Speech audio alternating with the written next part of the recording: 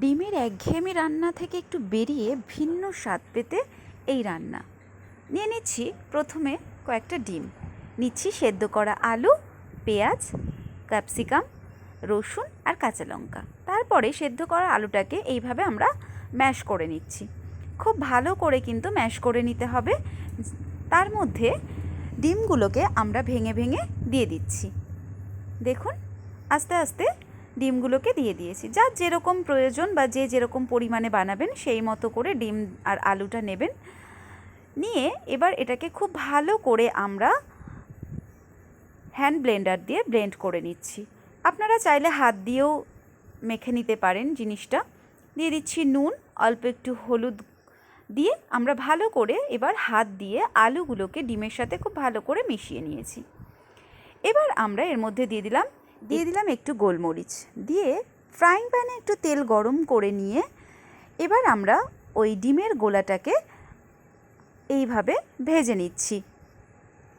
অমলেটের মতো করে ডিমের গোলাটাকে দিয়ে খুব ভালো করে ভেজে নিতে হবে। এক পিঠ ভাজা হলে আরেক পিঠ আমরা উল্টে দিলাম। এবার আপনারা চাইলে এটাকে ফোল্ড করে নিতে পারেন। আমরা এখানে ফোল্ড করে নিয়েছি। ফোল্ড করে নিয়ে এবার আমরা তুলে নিচ্ছি। এইভাবে সব ডিমগুলোকে আমরা ভেজে নিয়েছি। এবার আমরা কড়াইতে আরেকটু সাদা তেল দিয়ে দিয়েছি। দিয়ে আমরা এর মধ্যে দিয়ে দিচ্ছি পেঁয়াজ কুচি। পেঁয়াজ কুচিগুলোকে দিয়ে আমরা খুব ভালো করে ভেজে নিচ্ছি। একটু লাল লাল হলে, হালকা একটু লাল লাল হলে পেঁয়াজ কুচিগুলো, তার মধ্যে আমরা দিয়ে দেব হচ্ছে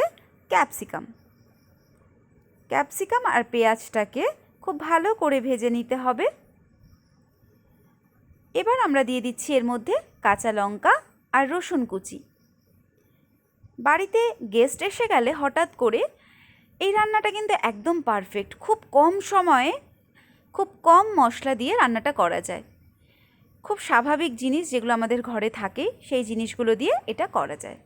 এবার ভালো করে ভেজে নিয়ে অল্প নুন দিয়ে তার মধ্যে দিয়ে দিচ্ছি টমেটো সস। খুব বেশি টমেটো সস লাগে না। দিয়ে আমরা ওর মধ্যে একটু আদা গ্রেট করে দিচ্ছি। দিয়ে ভালো করে আবার নাড়াচাড়া করে নিচ্ছি। বেশ কিছুক্ষণ রান্না হয়ে যাওয়ার পর আমরা দিয়ে দিলাম অল্প একটু লঙ্কার গুঁড়ো, অল্প একটু চিনি। আবারও আমরা ভালো করে নাড়াচাড়া করে নিচ্ছি। দেখুন কালারটা কত সুন্দর এসছে। এবার আমরা এর মধ্যে দিয়ে দিলাম জল।